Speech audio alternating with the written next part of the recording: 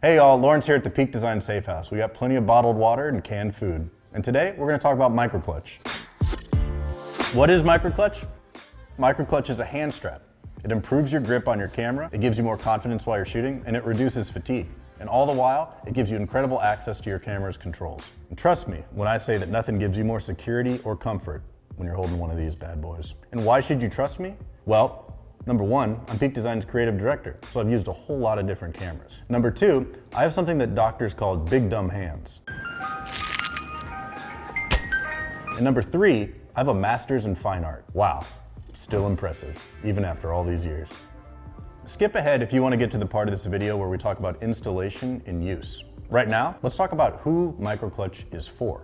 Now, Peak Design didn't invent the hand strap. We just made it better. First, we did that with our original clutch strap, which is still available. And now, we've done it with our new MicroClutch. So why do we like hand straps here at Peak Design? Well, they give you security and drop protection. That's perfect if you're doing an afternoon of street photography or ripping through nature, or maybe you're pulling yourself behind a vintage Chevy truck on your skateboard while you're holding a Leica.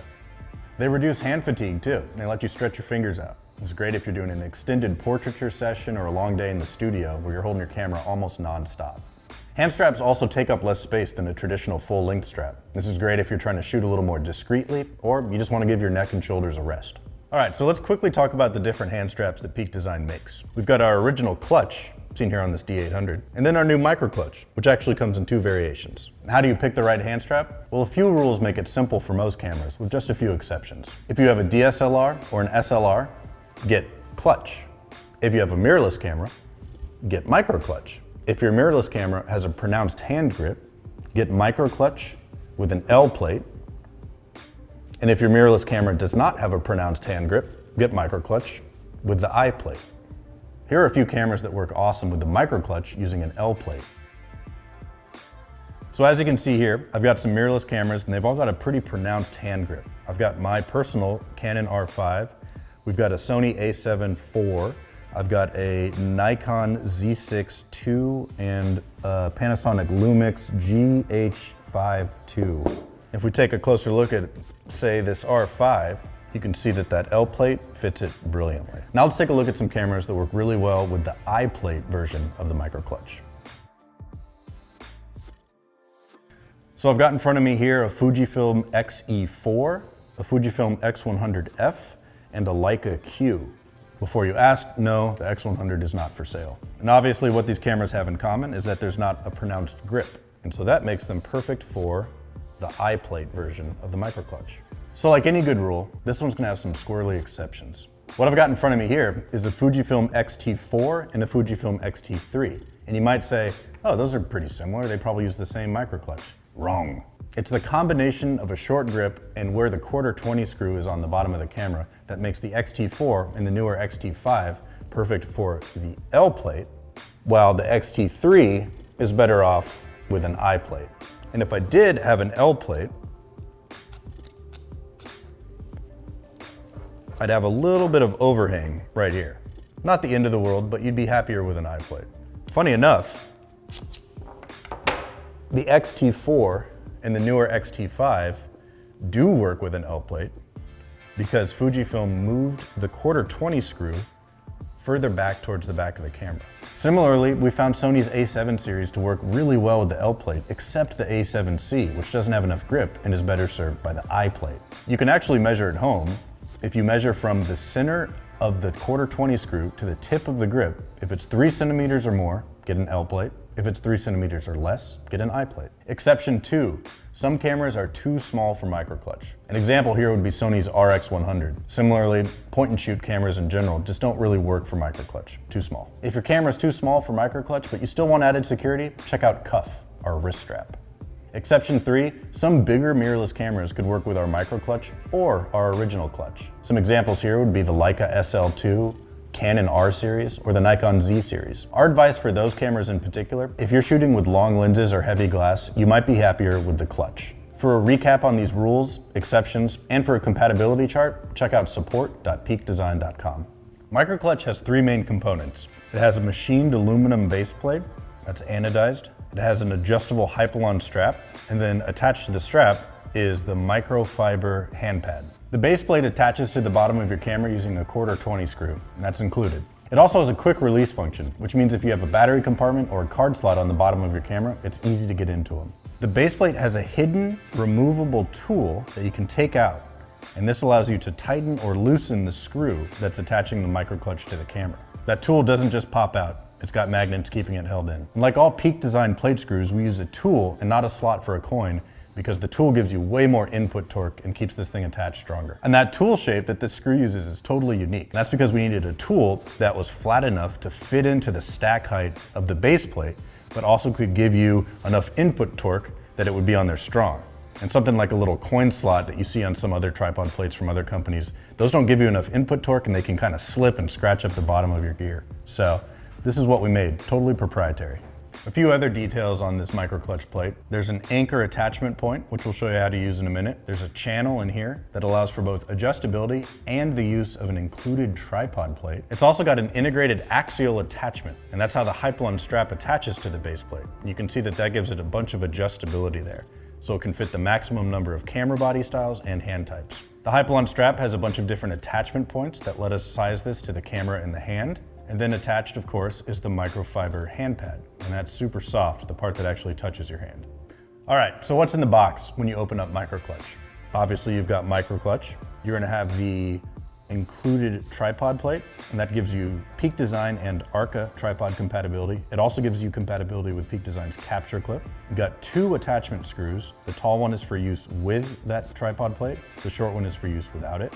We've got an included split ring, a silicone cover for your split ring, and an included split ring tool that'll save you some pain and maybe some possible fingernail breakage by using that. And of course, also included is the tool for loosening and tightening the screw. Let's talk installation. First, I'm gonna show you how to install it without the tripod plate. So I'm gonna take that long screw and the tripod plate and set that aside. I'm also gonna take the tool out and just have it ready, not inside the base plate. All right, step 1, take our screw, this is the shorter one, and just thread it a few times into your 1/4-20 slot. Next, I'm gonna take my plate, and I'm gonna go to this wide opening and put that over the screw, and then I'm gonna slide the plate until it's in the position that I'd like it to be in. Then I'm gonna use one hand and hold the plate in place, and the other hand I'm gonna take the tool and tighten my screw. After the screw's tightened, I can reinsert the tool back into the hidden compartment. Now, something you'll notice on the base plate is 2 tiny tick marks down here towards the end. This screw needs to be on this side towards the grip of those tick marks to give you the appropriate amount of grip. All right, now we're gonna put the split ring on. If your camera has a slot instead of an eyelet for strap attachment, a lot of Canons have that. I know the Fujifilm X-E4 has that. You can skip this and meet us in a few steps. All right, so take your split ring attachment tool and feed the split ring into it and give it a little turn. And what you'll do is it'll open up that split ring and you're not having to stick your fingernail in there, which is great. They think of everything. All right, now I'll feed the split ring through, start it, remove the tool, spin it around, and it's on. Then you put the split ring cover on top of the split ring. And that keeps the strap in place and it keeps this thing from making noise or scratching any part of the camera up. Start by feeding the cover through one corner of the split ring and then stretch it over to a second corner. All right, now feed the end of the Hypalon band through the split ring, and you're gonna need to pull back the split ring cover a little bit to feed it through. It's a little tough, but it's worth it because it keeps everything in place.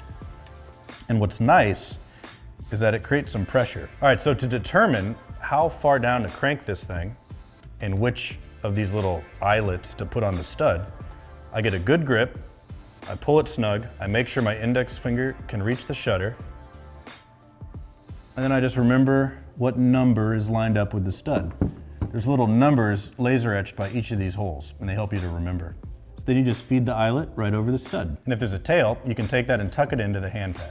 So I've got a comfortable grip, I got 2 fingers, total access to the shutter button and controls. What I've found, I've got pretty big hands. I usually have 2 fingers, and on some small cameras, just 1 finger going through the micro clutch. Some coworkers with smaller hands, I've noticed, will have 2 fingers or maybe 3 fingers going through a grip. And so that just depends on how big your hand is and what size the camera is.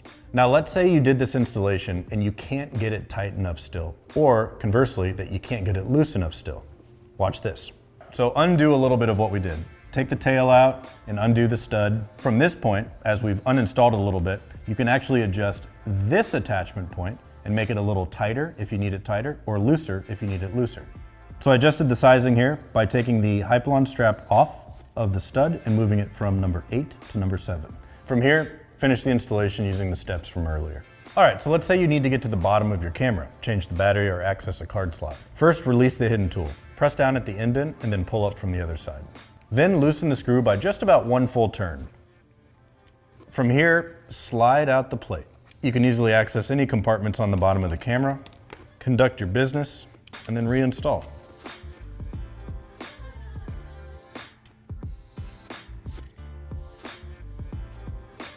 The magnets grab the tool and hold it firmly in place.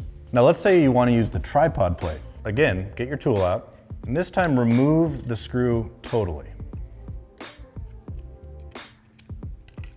And the plate. Grab the included long screw and thread that into the 1/4-20 attachment a couple of times. Take your tripod plate and place it on top of the base plate. What you'll feel is a set of powerful magnets that keep the tripod plate and the base plate properly aligned for installation. Feed both plates over the screw and tighten. And put your tool back into the plate. With the plate on, you can now use any Peak Design tripod or capture clip. It also works with other Arca Swiss tripod heads. Now, if you need to swap the battery out or get to the bottom of the camera with the tripod plate on, follow these instructions. First, get your tool out. Loosen the screw by about a full turn. Pull your plates, and you have access to the bottom of the camera. When you're done, realign, push your bottom plate into place, hold it, and tighten the screw.